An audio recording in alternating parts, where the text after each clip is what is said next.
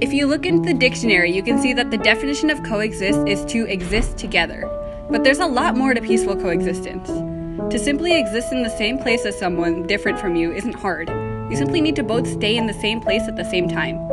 But to coexist peacefully, you need to not only acknowledge the other person's differences, ideas, and values, but understand and respect them. In the mid-50s to 60s, the American Civil Rights Movement came to national prominence.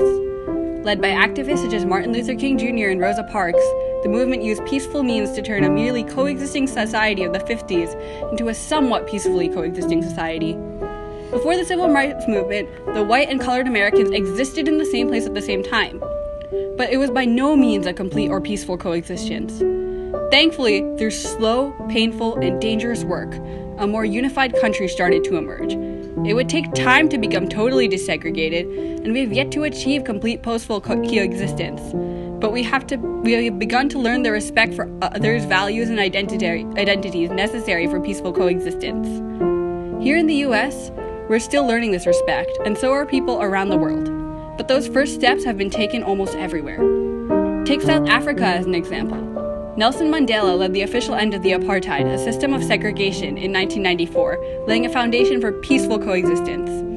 Although racial struggles and inequality remain present, they are closer to peaceful coexistence thanks to the efforts of activists like Mandela. In South Africa, another future leader of peaceful coexistence got his start.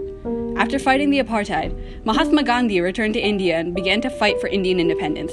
But along with that came peace between the Muslim and Hindu populations. Full peaceful coexistence was never achieved there, as India split into two countries, India and Pakistan. But Gandhi's words ring true around the world. Peace between countries must rest on the solid foundation of love between individuals. In other words, coexisting starts with each individual person.